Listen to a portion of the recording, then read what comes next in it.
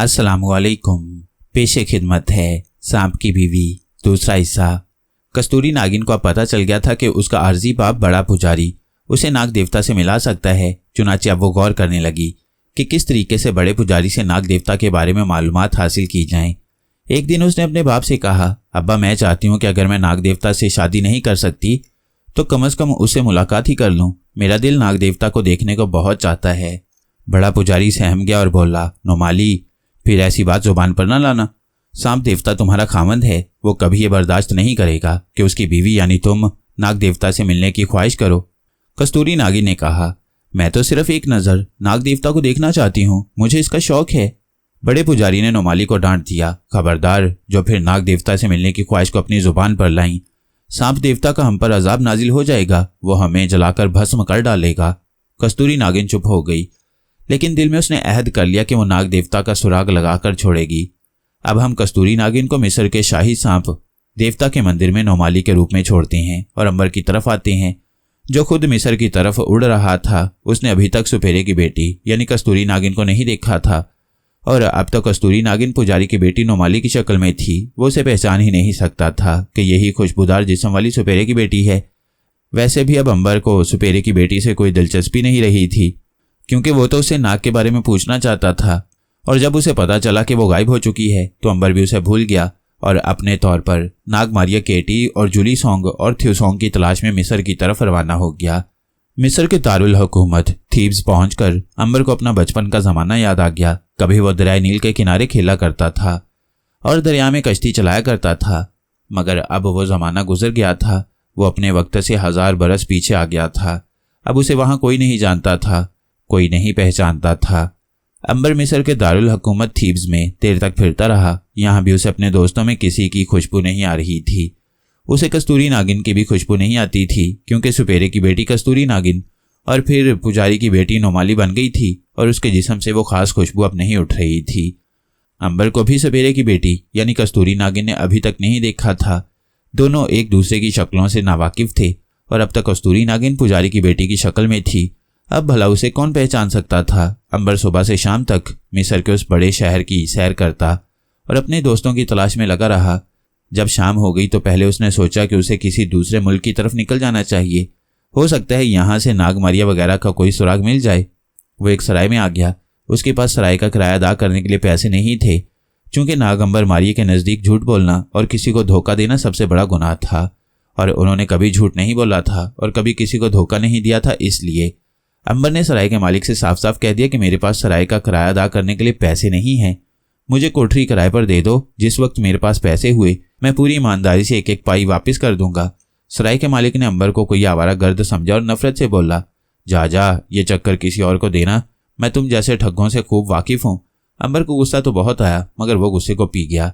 उसे मालूम था कि गुस्सा हराम होता है और गुस्से में आदमी अगर कोई गलत हरकत कर बैठे तो उसे बाद में बहुत पछताना पड़ता है, मगर फिर पछताने से कुछ नहीं होता। अंबर ने कहा, भाई मैं ठग नहीं हूँ बल्कि ईमानदार आदमी हूँ, मुझ पर भरोसा करो। वैसे अगर तुम सराय में नहीं ठहराना चाहते तो कोई बात नहीं, मैं किसी बाग में जाकर रात गुजार लूंगा। इस पर सराय के मालिक ने झुंझला कर कहा, तुम मजदूरी क्यों नहीं करते? जाओ, बादशाह फिरौन अपने लिए एक नया एहराम बना रहा है, वहां जाकर काम करो। वहां तो रात को भी काम होता रहता है, वहां तुम्हें खाना भी मिलेगा, पैसे भी मिलेंगे और सोने के लिए जगह भी मिल जाएगी।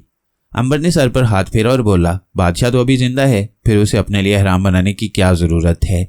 एहराम तो मुर्दा लोगों के लिए बनाए जाते हैं। सराय का मालिक बोला, अब यही रिवाज हो गया है कि बादशाह अपनी जिंदगी में ही अपना एहराम बना लेते हैं। अंबर ने सोचा कि चलो नए एहराम को ही बनते देखते हैं, रात भी गुजर जाएगी और मजदूरी को कुछ पैसे भी मिल जाएंगे और हो सकता है कि वहां से अपने साथियों का कोई सुराग मिल जाए। चुनाचे अंबर उस मुकाम की तरफ रवाना हो गया जहां नया एहराम तामीर किया जा रहा था। ये जगह शहर से दूर सहरा में थी। यहाँ हजारों चिराग रोशन थे, हजारों मजदूर काम कर रहे थे। पत्थरों पर छेनी और हथौड़ा चलने की आवाजें आ रही थीं। कई मजदूर रस्सों की मदद से बड़े बड़े पत्थरों को लकड़ी के पहिएदार तख्तों पर डाले खींच लिए जा रहे थे। साथ साथ वो गीत भी गा रहे थे। ये काम के वक्त गाने बजाने वाले गीत थे जिनको काम करने वाले मजदूरों ने ही बनाया था। एक मोटा ताज़ा मुंडे हुए सर वाला आदमी कुर्सी पर बैठा चिराग की रोशनी में लकड़ी की तख्ती पर कुछ लिख रहा था। 2 हबशी गुलाम उसको पंखा झल रहे थे। अंबर समझ गया कि यही ठेकेदार है जिसकी निगरानी में एहराम बनवाया जा रहा है। वो सीधा उसके पास चला गया और कहा, मुझे काम की ज़रूरत है। ठेकेदार ने नजर उठाकर अंबर को देखा और बोला, तुम दुबले पतले नौजवान हो, मुझे इस वक्त एक ऐसे आदमी की जरूरत है जो 3 आदमियों का काम अकेला कर सके, इसलिए तुम जिधर से आए हो उधर ही चले जाओ। अंबर ने कहा, मैं देखने में दुबला पतला लगता हूँ जनाब, मगर 2 आदमियों का काम कर सकता हूँ। ठेकेदार ने ताज्जुब से देखकर कहा, ये कैसे हो सकता है, तुम मेरा वक्त ज़ाया न करो और जाओ, मेरे पास तुम्हारे लिए कोई काम नहीं है। जब अंबर ने इसरार किया तो ठेकेदार ने एक बड़े से पत्थर की तरफ इशारा किया और बोला, अच्छा, इस पत्थर को 3 आदमी उठा सकते हैं, क्या तुम अकेले इसे उठा सकते हो? अंबर ने कहा, जनाब मैं कोशिश करूंगा। अंबर उस पत्थर को एक उंगली से उठा सकता था, मगर इस ख्याल से कि उसका राज जाहिर ना हो। अंबर ने यूं ही दिखावे के लिए काफी जोर लगाया और फिर पत्थर को उठा लिया। ठेकेदार कुछ हैरान जरूर हुआ, कहने लगा, ठीक है, तुम मजदूरों के साथ जाकर पत्थर ढोना शुरू कर दो। अंबर ने मजदूरों के साथ काम करना शुरू कर दिया। वो आसानी से सारे के सारे पत्थर उठाकर दूसरी तरफ फेंक सकता था, मगर वो मामूल के मुताबिक ही काम करता रहा। सुबह को उसे कुछ मजदूरी पैसों की शक्ल में मिली। अंबर उसे लेकर सराय में आ गया। सराय वाले को पैसे देकर कोठरी किराए पर ले ली। अब वो दिन में शहर में घूम फिर कर नागमारी केटी थ्यूसोंग और जुली सॉन्ग का सुराग लगाने की कोशिश करता और रात को नए एहराम पर काम करने चला जाता। जब वो वापस आता तो रास्ते में उसे एक छोटा एहराम नजर आता। ये एहराम वही था जिसमें सांप मंदिर के बड़े पुजारी की बेटी नोमाली की लाश दफन थी और जिसका अक्स कस्तूरी नागिन उड़ाकर बल्कि अपने जिस्म में जज्ब करके ले गई थी। अंबर जब भी इस एहराम को देखता उसे ख्याल आता कि यह एहराम इतना छोटा क्यों रह गया है। एक रोज उसने एक मजदूर साथी से पूछ लिया कि यह छोटा एहराम किसका है। उस मजदूर ने कहा, भाई ये छोटा एहराम बिल्कुल खाली है। अंबर ने ताज्जुब से पूछा, खाली है क्यों? यहाँ तो कभी कोई एहराम खाली नहीं रखा जाता सिवाय बादशाह के एहराम के, जो अभी फौत ना हुआ हो, और वो भी बड़ा होता है। मजदूर कहने लगा, भाई बात यह है कि इस छोटे एहराम में यहाँ के सांप मंदिर के पुजारी की बेटी दफन हुआ करती थी। ये उसी की लाश के लिए बनाया गया था, मगर वो मरने के 2 दिन बाद जिंदा होकर वापस चली गई, चुनाचे अब यह एहराम बिल्कुल खाली है। अंबर ने हैरानी से मजदूरों की तरफ देखकर कहा, पुजारी की बेटी जिंदा कैसे हो गई? और अगर जिंदा हो गई तो इतने पुख्ता एहराम से बाहर कैसे निकली? मजदूर ने कहा, कहते हैं कि पुजारी की बेटी मरी नहीं थी बल्कि उसे सकता हो गया था। एहराम में दफन होने के 2 रोज बाद वो जाग पड़ी, उसका सकता खत्म हो गया, और कहते हैं कि सांप देवता ने उसकी मदद की और खुद सांप देवता उसे कब्र से बाहर निकाल कर ले गया। अंबर का माथा ठिनका, सोचने लगा कि यह सांप देवता सिवाय नाग के और कोई नहीं हो सकता। उसने मजदूर से कुरीद कर पूछा, क्या वो सांप देवता उसी एहराम में रहता है? मजदूर ने कहा, कुछ लोग कहते हैं कि वो उसी एहराम में रहता है, मगर तुम क्यों पूछ रहे हो? आराम से पत्थर उठाओ और आगे बढ़ो। अंबर ने पत्थर सर पर उठाया और नए एहराम की बुनियादों की तरफ चल पड़ा, मगर दिल में उसने अहद कर लिया था कि वापसी पर छोटे एहराम को अंदर से जाकर देखेगा, हो सकता है नाग उसके अंदर मौजूद हो। चुनाचे सुबह जब उसे काम से छुट्टी मिली तो अपनी उजरत लेकर सीधा छोटे एहराम की तरफ चल पड़ा। छोटे एहराम के बड़े बड़े पत्थर अभी तक नए थे और खंडर नहीं बने थे। अंबर ने उसके चारों तरफ घूमकर सूंघा, उसे अंदर से भी नाग की खुशबू न आई। उसने नाग को आवाजें भी दी, अंदर से कोई जवाब न आया। अंबर ने सोचा कि मुमकिन है नाग देवता अंदर किसी मुश्किल में फंस गया हो। उसने एहराम की तिकोनी दीवार का जायजा लिया। एक जगह से दीवार का पत्थर जरा सा बाहर निकला हुआ था। अंबर ने उसे अपनी उंगलियों की गिरफ्त में लेकर जोर से बाहर को खींचा। पत्थर फौरन बाहर निकल आया। अंबर ने अब वहां से 3-4 पत्थर निकाल लिए। वहां एक शगाफ बन गया। अंबर शगाफ में से छोटे एहराम के अंदर दाखिल हो गया। एहराम के अंदर दीवार पर छोटे छोटे शीशे लगे हुए थे। कोने में गंदम और पानी के मटके रखे थे। पुजारी की बेटी की पोशाक और बर्तन भी वहां पर मौजूद थे। चूंकि अंबर को बताया गया था कि पुजारी की बेटी जिंदा होकर वहां से चली गई थी, इसलिए जाहिर है ताबूत खाली होगा। अंबर ने नाग को अच्छी तरह चारों तरफ देखा। वहां ना उसकी खुशबू थी और ना वो खुद कहीं नजर आ रहा था। उसने झुककर जमीन पर देखा। जमीन पर जो रेत थी उस पर उसे सांप के रेंगने के निशान के साथ इंसानी कदमों के निशान भी दिखाई दिए। सांप के रेंगने का निशान ताबूत वाले चबूतरे के चारों तरफ था और इंसानी कदमों के निशान ताबूत की पांति की जानिब जमीन पर बने हुए थे। ये किसी औरत के पांव के निशान लगते थे। अंबर समझ गया कि पुजारी की बेटी के पांव के निशान लगते हैं, जो जिंदा होने के बाद ताबूत से निकलकर यहाँ चल फिर रही होगी, और सांप के रेंगने का निशान भी नाग देवता का ही होगा। अंबर ने झुककर सांप के निशान को सूंघा। उसमें से नाग की खुशबू नहीं आ रही थी। ये बात साफ थी कि ये सांप का निशान नहीं है। फिर अंबर को ख्याल आया कि हो सकता है नाग किसी तिलिस्म के असर में हो, जिसकी वजह से उसकी खुशबू बंद हो गई हो। अजीब मुअम्मा सा लग रहा था। अचानक अंबर ने सोचा कि कहीं नाग खाली ताबूत के अंदर ही ना बैठा हो। ये सोचकर अंबर ने जल्दी से ताबूत का ढकना उठा दिया। वो वहीं ठिठक कर रह गया। ताबूत में एक सांवली लड़की की लाश पड़ी थी, जिसने सुनहरी लिबास पहन रखा था और सीने पर नीली चादर पड़ी थी। वो बड़ा हैरान हुआ कि अगर इस ताबूत की लाश पुजारी की बेटी की थी और वो जिंदा होकर वापस अपने बाप के पास चली गई है, तो फिर ये लाश किस लड़की की है? अंबर ने गौर से लड़की की लाश को देखा। वो वाकई ही मुर्दा लड़की थी। उसकी सी आंखें थोड़ी थोड़ी खुली थीं, बाल स्याह थे। अंबर ने ताबूत को ढक दिया। उसे ताबूत में नाग भी न मिला। अंबर ने यही तय किया कि अब चलकर उस लड़की को देखना चाहिए जिसके बारे में बताया जाता है कि वो सांप मंदिर के पुजारी की वो बेटी है जो मर गई, मगर जिंदा होकर सांप देवता की मदद से अपने बाप के पास चली गई। दिन चढ़ गया था। अंबर को सोने की जरूरत ही नहीं थी। अगरचे वो सारी रात काम करता रहा था, मगर उसका जिस्म ताज़ा दम था। वो दरिया का पुल पार करके शहर में आ गया और पूछता पूछता सांप मंदिर में पहुंच गया। वो भी दूसरे आदमियों के साथ मंदिर में दाखिल होकर सांप देवता के बुत के आगे एक तरफ होकर बैठ गया। अभी सांप की पूजा शुरू नहीं हुई थी। मंदिर का पुजारी और उसकी बेटी अभी वहां बुत के पास नहीं आए थे। अंबर ने पास बैठे हुए एक आदमी से पूछा, क्यों भाई जी, कहते हैं कि बड़े पुजारी की बेटी मरकर जिंदा हो गई थी और सांप देवता उसे छोटे हराम से निकलकर यहाँ ले आए थे। वो आदमी बोला, हाँ जी, इसमें क्या शक है। पुजारी जी की बेटी का नाम नोमाली है। वो रोज अपने बाप पुजारी के साथ सांप देवता की दाएं तरफ आकर बैठती है और दक्षिणा वसूल करती है। बस अभी आ रही होगी, तुम उसे अपनी आंखों से देख लेना। तीसरा आदमी बोला, अब तो वो सांप देवता की बीवी है जी। सांप देवता ने उससे शादी कर ली है। बड़ी भाग वाली औरत है जी, मरकर जिंदा हो गई और फिर सांप देवता ने ब्याह कर लिया। अंबर को यकीन था कि ये कोई दूसरी औरत है जिसने पुजारी की बेटी का भेष बदल लिया होगा और इस ढोंग में उसका पुजारी बाप भी शरीक होगा और वह जरूर चेहरे पर नकाब डालकर बैठी होगी। इतने में बड़ा पुजारी दाखिल हुआ। उसके साथ एक औरत थी जिसको देखकर अंबर चौंक पड़ा। उसके सामने हूबहू छोटे एहराम की ताबूत वाली सांवली लड़की खड़ी थी। वही स्याह बाल, सांवला रंग और काली आंखें, वही नाक नक्शा। अंबर को अपनी आंखों पर यकीन नहीं आ रहा था कि यह औरत पुजारी की बेटी नोमाली है। तो फिर ताबूत में जो उसकी हमशक्ल लड़की दफन है वो कौन है? सब लोग पुजारी और उसकी बेटी नोमाली को देखकर ऊंची आवाज में खुशी के नारे लगाने लगे। बड़ा पुजारी सांप के बुत की एक तरफ और उसकी बेटी और सांप देवता की बीवी नोमाली दूसरी तरफ बैठ गई। अब लोग उठकर उसे दक्षिणा के पैसे और फूल जाकर देते और ताजीम बजा लाकर वापस अपनी जगह पर आकर बैठ जाते। अंबर को पता ही नहीं था कि यह औरत असल में कस्तूरी नागिन है जिसने नाग देवता तक पहुंचने के लिए पुजारी की बेटी नोमाली का रूप इख्तियार कर रखा है। अंबर भी उठकर कस्तूरी नागिन के पास गया, तांबे का एक सिक्का निकालकर उसे दक्षिणा दी और उसे गौर से देखा। कस्तूरी नागिन ने अंबर को एक लम्हे के लिए गौर से देखा, फिर वो उसे भूल गई क्योंकि उसे अंबर के जिस्म से नाग की खुशबू नहीं आ रही थी। अंबर को भी कस्तूरी नागिन के जिस्म से खास सपेरे की बेटी की खुशबू नहीं आई थी। अंबर वहां से चला जाता, मगर अब वो ये राज हल करना चाहता था कि आखिर ये दूसरी औरत कौन है जिसने पुजारी की बेटी का रूप बदल रखा है। उसे यकीन था कि पुजारी की बेटी छोटे एहराम में मुर्दा पड़ी है और मुर्दा जिंदा नहीं हुआ करता। अगर खुदा की मर्जी हो तो वो कब्र से उठ सकता है। अंबर ने पुजारी की बेटी का सुराग लगाने का सोच लिया। उसे एक यही ख्याल था कि हो सकता है कि उसने सांप देवता से जो ब्याह कर रखा है तो उस सांप देवता की मदद से नाग का सुराग मिल जाए। अंबर ने दिन का सारा हिस्सा मंदिर में सांप की पूजा में गुजारना शुरू कर दिया। बड़े पुजारी ने महसूस किया कि यह नौजवान सारा दिन सांप देवता के हुजूर में रहता है। एक रोज उसने अंबर को करीब बुलाकर पूछा, तुम कौन हो बेटा? मैं देख रहा हूं कि तुम सारा दिन मंदिर में बैठे हमारे देवता की पूजा करते हो। उस वक्त पुजारी के पास कस्तूरी नागिन भी नोमाली की शक्ल में बैठी थी। अंबर ने बड़े अदब से कहा, हजूर, मैं सांप देवता का परिस्तार हूँ। मैं मुल्क शाम का रहने वाला हूँ। यहाँ सांप देवता की पूजा करने आया और सांप देवता का गर्विदा हो गया। अब तो जी चाहता है कि रात को भी सांप देवता की पूजा करता रहूं।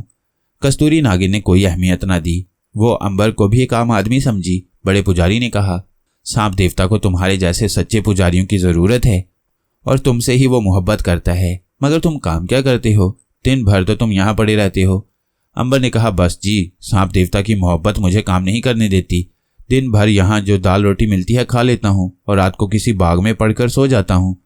अंबर उन्हें बताना नहीं चाहता था कि वो रात को एहराम में काम करता है। फिर वो जरूर पूछते कि तुम कोई जिन हो कि रात को काम करते हो, दिन को यहाँ आकर बैठे रहते हो? तुम सोते कब हो? बड़े पुजारी ने अंबर से कहा, सांप देवता से तुम्हें जो अकीदत है उससे मैं बड़ा ही मुतासिर हुआ हूँ। तुम अगर चाहो तो इस मंदिर की एक कोठरी में रह सकते हो। दिन में थोड़ा बहुत मंदिर का काम कर देना। क्या तुम्हें मंजूर है? अंबर यही चाहता था कि इस पुरस्कार औरत के करीब रहकर खुद इसका और नाक का मुअम्मा हल करे। उसने कहा, यह तो मेरी खुशकिस्मती है पुजारी जी, मैं सांप देवता के कदमों में रहूं। कस्तूरी नागिन ने बेनियाजी से अंबर पर एक निगाह डाली और कहा, अब तुम एक तरफ हट जाओ, मेरे शौहर सांप देवता की पूजा करने वाले आ रहे हैं। अंबर जल्दी से एक तरफ हट गया। लोगों ने सांप देवता की पूजा के लिए आना शुरू कर दिया।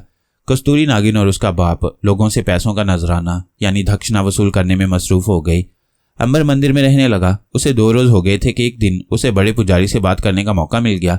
इधर उधर की बातों के बाद अंबर ने कहा, पुजारी जी, आपकी बेटी नोमाली फिर से सांप देवता ने जिंदा कर दी। आप बड़े किस्मत के धनी हैं, ये तो कभी कभी ही ऐसा होता है।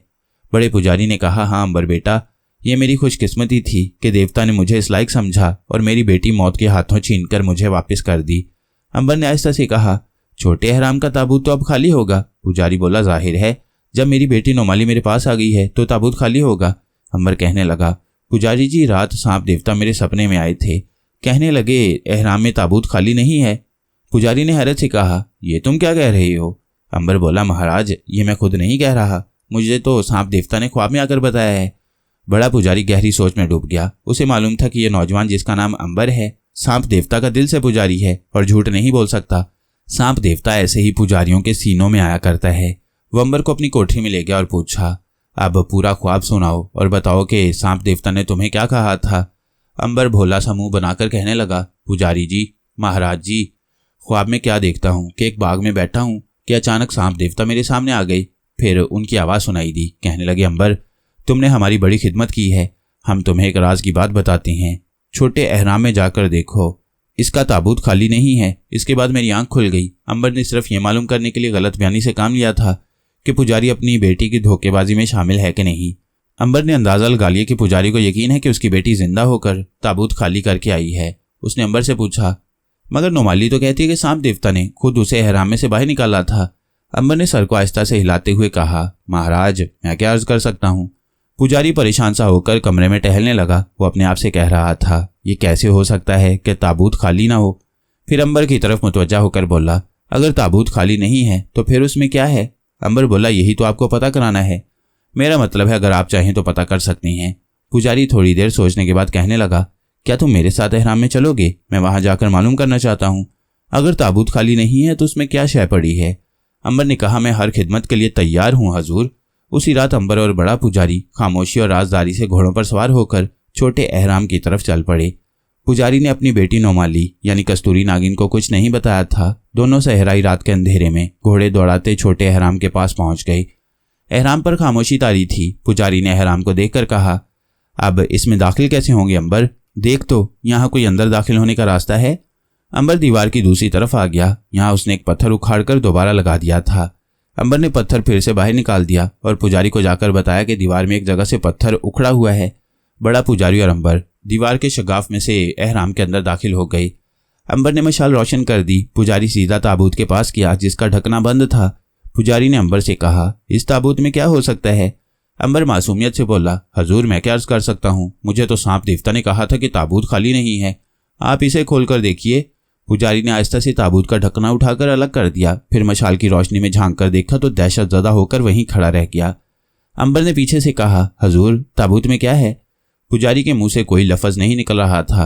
अंबर ने आगे बढ़कर ताबूत में झांका। उसे तो मालूम था कि ताबूत में पुजारी की बेटी की लाश है। झूठ मूठ हैरानी से बोला, हजूर, ये मेरी आंखें क्या देख रही हैं? ये तो आपकी प्यारी बेटी नोमाली की लाश है। पुजारी पर जैसे सख्ता तारी था। कहने लगा, यही तो मैं देखकर परेशान हूँ। अगर मेरी बेटी की लाश इस ताबूत में पड़ी है तो फिर वो लड़की कौन है जो जिंदा होकर मेरे पास आ गई है, जो मेरे पास मेरी बेटी बनकर जिंदा है और जिसने नाग देवता से ब्याह कर रखा है? अंबर ने कहा, हजूर, ये तो मुझे कोई गहरी साजिश लगती है। पुजारी गौर से ताबूत में अपनी बेटी की लाश को देख रहा था। ये बिल्कुल मेरी बेटी की लाश है। वही आंखें, वही नक्शा। एक बाप अपनी बेटी को कैसे नहीं पहचान सकता? फिर सोच कर बोला, लेकिन जो लड़की मेरी बेटी बनकर मेरे पास आई है वो बिल्कुल मेरी बेटी है। वही आंखें, वही नक्शा, वही आवाज़। मगर ये सब कुछ कैसे हो सकता है? कैसे हो सकता है? अंबर ने कहा, हजूर, हमें इस बारे में पूरी तफ्तीश करनी होगी। अगर आप इजाज़त दें तो मैं नोमाली के दिल को खरीदूं कि वो कौन है। क्या वाकई वो आपकी बेटी है? पुजारी ने ताबूत का ढकना बंद कर दिया और बोला, हाँ, हमें कुछ ना कुछ ज़रूर करना होगा। मैं बहुत जल्द इस मामले को हल करना चाहता हूँ। मुझे मालूम होना चाहिए कि मेरे खिलाफ कहीं कोई साजिश तो नहीं हो रही। जो लड़की मेरे पास रहती है और मेरी बेटी है तो फिर इस ताबूत में किसकी लाश है? और अगर ये लाश मेरी बेटी की है तो फिर वो कौन है जो मेरी बेटी का रूप धार कर मेरे पास रह रही है? अंबर ने कहा, मैं ये राज हल करके छोड़ूंगा। हजूर, आप बिल्कुल ना घबराएं। आइए, अब वापस चलते हैं। और वो दोनों अहराम से बाहर निकल आए। अंबर ने दीवार के शगाफ को फिर से बंद कर दिया और वापस मंदिर की तरफ रवाना हो गए। पुजारी चुप था। सारा रास्ता उसने अंबर से कोई बात न की। उसके दिल पर जैसे किसी शय का बोझ सा पड़ गया था। मंदिर में आकर अंबर अपनी कोठरी में चला गया और पुजारी अपनी कोठरी में आ गया। ऐन उस वक्त कस्तूरी नागिन ने अपने नकली बाप को कोठरी में दाखिल होते देखा। कस्तूरी नागिन जाग रही थी, उसने अंबर को नहीं देखा था। वो सोचने लगी कि ये पुजारी इतनी रात का कहाँ से आया है, ये कहाँ गया था। दूसरे दिन पूजा पाठ से फारिग होने के बाद जब कस्तूरी नागिन अपने कमरे में आई तो पुजारी भी उसके कमरे में आ गया। उसने कस्तूरी नागिन पर एक गहरी निगाह डाली। कस्तूरी नागिन ने पुजारी की तरफ देखते हुए कहा, पिताजी आप मुझे इस तरह क्यों देख रहे हैं? पुजारी कुछ पूछना चाहता था मगर वो रुक गया। इस मौमे का काम अंबर को सौंप रखा था। मुस्कुराते हुए बोला, मैं देख रहा था कि मैं कितना खुशकिस्मत हूँ कि मेरी बेटी मुझे देवताओं ने वापस कर दी। कस्तूरी नागिन ने पुजारी को शरबत पेश किया और उसके पांव दबाते हुए बोली, पिताजी अब तो मेरी शादी सांप देवता से हो गई है। अब तो मुझे नाग सांप के बारे में बता दें कि वो कहाँ होगा। सच, मुझे उसको देखने का बड़ा शौक है। पुजारी सोचने लगा कि ये बार बार नाग सांप के बारे में क्यों पूछ रही थी। अब पुजारी के दिल में तरह तरह के शक पैदा होना शुरू हो गई। उसने कहा, बेटी मैंने तुम्हें एक बार कह दिया था कि नाग सांप के बारे में मुझसे मत पूछो। सांप देवता को ये बात अच्छी नहीं लगेगी। वो नाराज हो गया तो तुझ पर उसका अजाब नाजिल हो जाएगा और मैं नहीं बचूंगा। कस्तूरी नागिन गुस्से से उठकर दूसरे कमरे की तरफ जाते हुए बोली, मैं आपसे कभी नहीं बोलूंगी। उसी रोज पुजारी की मुलाकात अंबर से हुई तो उसने अंबर से पूछा, तुमने कुछ मालूम किया है? मुझे तो ऐसा लगता है कि यही लड़की नोमाली मेरी असली बेटी है। वो जो ताबूत में लाश पड़ी है वो किसी और लड़की की है जिसने मेरी बेटी का रूप बदल लिया है। अंबर ने कहा, ऐसा भी हो सकता है पुजारी जी और नहीं भी हो सकता। फिर अंबर ने आहिस्तगी से सवाल किया, क्या आपने अपनी बेटी में कोई खास बात देखी है? पुजारी सर खुजाते हुए बोला, मैंने महसूस किया है कि वो मुझसे कई बार नाग सांप से मिलने का इजहार कर चुकी है। अंबर अंदर से चौंक पड़ा, नाग सांप? हाँ, पुजारी ने कहा, वो मुझे कई बार कह चुकी है कि मुझे नाग देवता से मिला दें, मैं उसे देखना चाहती हूँ। अंबर ने उस लड़की को तो भुला दिया और सीधा पुजारी से सवाल किया, पुजारी जी क्या आप नाग देवता को जानते हैं?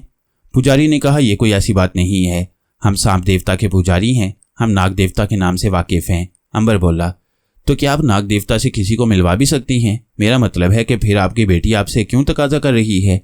पुजारी अंबर को नहीं बताना चाहता था कि वो चिल्ला करके नाग देवता से बात कर सकता है। वो ये बात किसी को भी नहीं बता सकता था। उसने कहा, उसको मालूम नहीं था कि मैं ऐसा नहीं कर सकता। हमारे लिए सांप देवता सब कुछ है, वही हमारा देवता है, मगर हम नाग देवता का भी एहतराम करते हैं। मैं तो अभी यही कहता हूँ कि नोमाली ही मेरी असली बेटी है। वैसे तुम ये मालूम करो कि एहराम के ताबूत में जो लाश पड़ी है वो किसकी है। अंबर समझ गया कि पुजारी बाप होने की हैसियत से अपनी बेटी के बारे में सिवाय इसके और कुछ नहीं सोचना चाहता कि वही उसकी असली बेटी है। अब जब अंबर को उसकी जुबानी ये पता चला कि उसकी बेटी नाग देवता के बारे में पूछ रही थी तो उसका माथा ठिनका और नोमाली यानी कस्तूरी नागिन से उसकी दिलचस्पी ज्यादा हो गई। उसी शाम अंबर को कस्तूरी नागिन से बात करने का मौका मिल गया। अंबर मंदिर में से बाहर निकल रहा था कि उसने कस्तूरी नागिन को देखा कि बाग में फूल चुन रही थी। अंबर ने पास जाकर उसे सलाम किया और बोला, नोमाली जी मैं भी आपको फूल तोड़ दूं सांप देवता की पूजा के लिए। कस्तूरी नागिन ने अंबर की तरफ कोई तवज्जो न दी और फूल तोड़ तोड़कर टोकरी में डालती गई। अंबर ने भी 2 फूल तोड़कर उसकी टोकरी में डाल दिए। अब अंबर ने उस औरत की दुखती रग पर हाथ रखते हुए कहा, ये सूरजमुखी के फूल जब मैं नाग देवता के मंदिर में था तो उसकी मूर्ति पर चढ़ाया करता था। नाग देवता का नाम सुनना था कि कस्तूरी नागिन चौकस हो गई। उसने अंबर की तरफ मुड़कर देखा और अपने जज्बात को काबू में रखते हुए पूछा, ये नाग देवता का मंदिर कहाँ है? अंबर ने सर खुजाते हुए यूं ही कह दिया, वो जी यहाँ से दूर मशरिक की तरफ एक बड़ा मुल्क है, वहाँ है जी उसका मंदिर। बड़ा छोटा सा मंदिर है मगर पता नहीं अब वहाँ है कि नहीं। क्यों, अब वहाँ क्यों नहीं होगा? कस्तूरी नागिन ने पूछा। अंबर ने कहा, इसलिए कि शुमाल में एक बादशाह की फौज चढ़ाई करती है और सांप के मंदिरों को तबाह कर दिया करती है। हो सकता है दुश्मन फौज ने उसे तबाह बर्बाद कर दिया हो। कस्तूरी नागिन अपने दिल के जज्बात को अंबर से छुपाना चाहती थी। वो नहीं चाहती थी कि किसी को भी पता चले कि वो नाग सांप की तलाश में है और उससे शादी करके उसे वापस अपनी नागिनों की खिलाई दुनिया में ले जाना चाहती है। उसने ऐसा जाहिर किया जैसे उसे नाग देवता से कोई दिलचस्पी ना हो। कहने लगी, हाँ, बाज़ मुल्कों के बादशाह सांप पूजा के खिलाफ हैं। हो सकता है वो मंदिर तबाह हो गया हो, लेकिन मैं तो वैसे ही पूछ रही थी। मैं तो सांप देवता की बीवी हूँ, मुझे नाग देवता से क्या लेना? अंबर समझ गया कि इस औरत ने नाग देवता के मंदिर में जाने का दिल में मंसूबा बना लिया है। वो अब ज्यादा होशियारी से कस्तूरी नागिन की निगरानी करने लगा। कस्तूरी नागिन ने पहले तो अकेली ही नाग देवता के मंदिर की तलाश में जाने का फैसला किया। फिर उसे ख्याल आया कि वो अकेली कहाँ ढूंढती फिरेगी। अंबर एक बेजरर किस्म का गुलाम नौजवान है, क्यों ना इसे नौकर बनाकर साथ ले ले। उसने दूसरे रोज अपने नकली बाप पुजारी से कहा कि वो कुछ दिनों के लिए किसी दूसरे मुल्क की सैरो सियाहत को जाना चाहती है। पुजारी ने पूछा कि वो कहाँ जाना चाहती है। कस्तूरी नागिन ने उसे बताया कि वो मुल्क मीडिया की सैर करने जाना चाहती है, जो वहां से ज्यादा दूर नहीं है। पुजारी बोला, बेटी तुम अकेली कैसे जाओगी? मेरा ख्याल है कि तुम अंबर को साथ ले जाओ, वो तुम्हारा ख्याल रखेगा। कस्तूरी नागिन खुद भी यही चाहती थी, क्योंकि उसे मालूम था कि अंबर को पता है कि मीडिया के मुल्क में नाग देवता का मंदिर कहाँ पर है। वो बोली, हाँ पिताजी, मैं अंबर को साथ ले चलूंगी। पुजारी ने अंबर से मिलकर कहा, हमारी बेटी सैरो सियाहत के लिए मीडिया मुल्क की सैर करना चाहती है, तुम उसे अपने साथ ले जाओ। तुम साथ होगे तो मुझे भी तसल्ली रहेगी। अंबर ने कहा, मैं हाजिर हूँ पुजारी जी, इस तरह से मुझे नोमाली की सरगर्मियों का जायजा लेने का मौका भी मिल जाएगा। चुनाचे एक दिन कस्तूरी नागिन और अंबर घोड़ों पर सवार होकर मुल्क मीडिया की तरफ रवाना हो गए। अजीब बात थी कि दोनों एक दूसरे की ताकतों को नहीं जानते थे। ना अंबर को पता था कि ये कस्तूरी नागिन है और बड़ी ज़बरदस्त ताकत रखती है, और ना कस्तूरी नागिन ही ये जानती थी कि अंबर ना सिर्फ नाग का दोस्त है बल्कि बेपनाह ताकत का मालिक है। दोनों ही नाग की खोज में थे और दोनों को एक दूसरे के दिल का हाल मालूम नहीं था।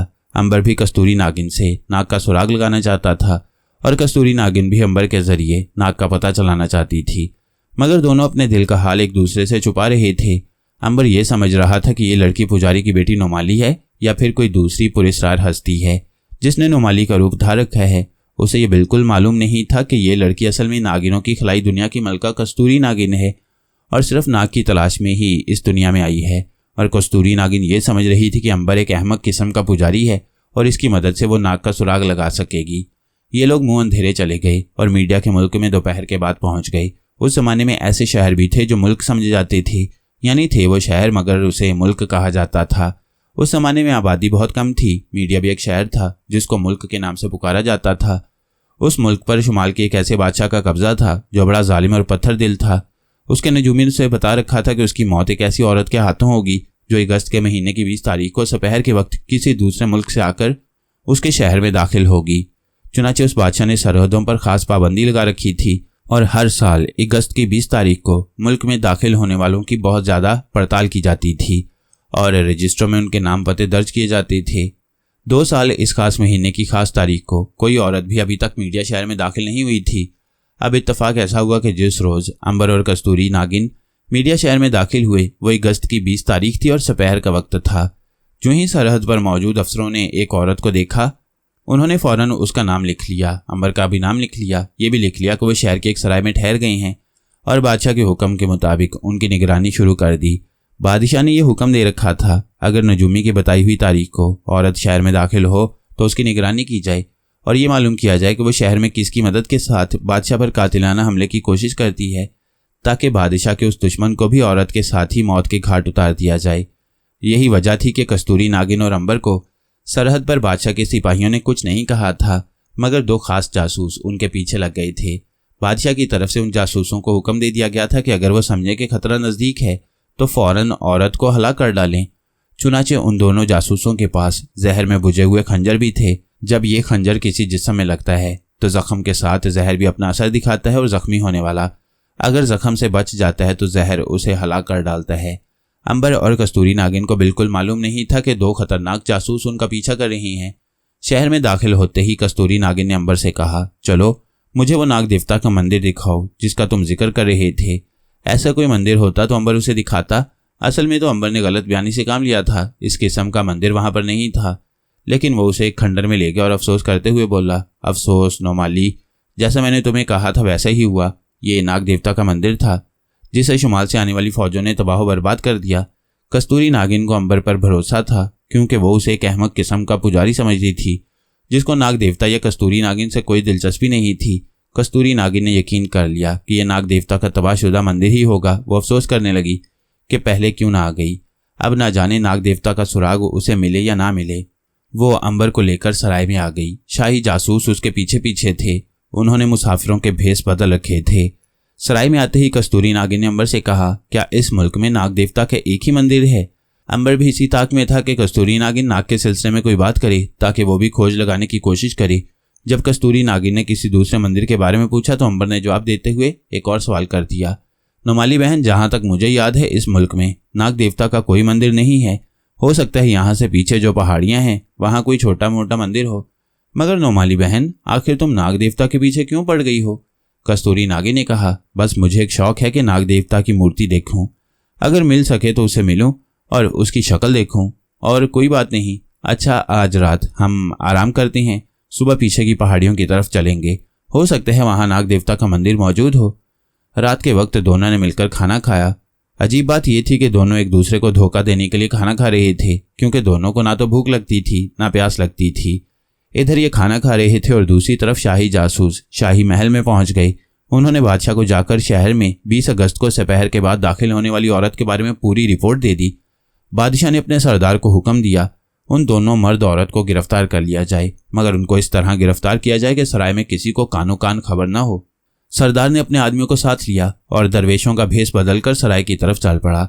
उस सरदार के पास एक ऐसा छोटा सा गुब्बारा भी था जिसमें बेहोशी का धुआं भरा हुआ था। जासूस ने यह बता दिया था कि दोनों औरत और मर्द यानी कस्तूरी, नागिन और अंबर एक कोठरी में रह रही हैं। सरदार भी अपने सिपाहियों को दरवेश आदमियों के भेष में लेकर वहां पहुंच गया। उसने उन्हें सराय की एक जानिब छुपने को कहा और खुद अपने मुहाफिज के साथ कस्तूरी, नागिन और अंबर की कोठरी की तरफ बढ़ा। उनकी कोठरी की एक खिड़की ताज़ा हवा के लिए खुली थी। सरदार ने सारे उठाकर अंदर देखा। कस्तूरी, नागिन और अंबर अपनी अपनी चारपाई पर आंखें बंद किए पड़े थे। वो ये जाहिर कर रहे थे कि वो सो रही हैं। सरदार ने जोर से गुब्बारे को फर्श पर दे मारा, साथ ही खिड़की बंद कर दी। गुब्बारा फटा और उसमें से बेहोशी का धुआं तेजी से निकलकर कमरे में फैल गया। धुआं इस कदर घना था और बेहोशी का असर इस कदर शदीद था कि कस्तूरी, नागिन और अंबर को संभलने का मौका ही न मिल सका। दोनों तेजी से उठे ही थे कि धड़ाम से बेहोश होकर फर्श पर गिर पड़े। सरदार ने अपने आदमियों को इशारा किया। अंधेरे में सिपाही अपने दरवेशों जैसे लिबास को समेटे आगे बढ़े और उन्होंने अंबर और कस्तूरी, नागिन को रस्सियों से बांधकर उठाया, घोड़ों पर डाला और रात के अंधेरे में घोड़े दौड़ाते सीधे शाही किले में आ गए। किले के एक गहरे तारीख तय खाने में दोनों को अलग अलग कोठरी में बंद कर दिया। ये पत्थर की कोठरियां थीं और इनमें से बाहर निकलने का कोई रास्ता नहीं था। सिर्फ लोहे का एक दरवाज़ा था जो हर वक्त बंद रहता था। बादशाह को अपनी दुश्मन औरत की गिरफ्तारी की खबर मिली तो उसने कहा, सुबह होने से पहले पहले मेरी कातिल औरत और उसके साथी के सर काटकर मेरी खिदमत में पेश किए जाएं। सरदार ने जल्लाद को बुलाकर हुक्म दिया कि वो रात के पिछले पहर तय खाने में जाकर मर्द और औरत के अलग अलग सर काट ले और थैलियों में बंद करके ले आए। जल्लाद का तो काम ही यही था। उसने खुश होकर कहा, ऐसा ही होगा सरदार।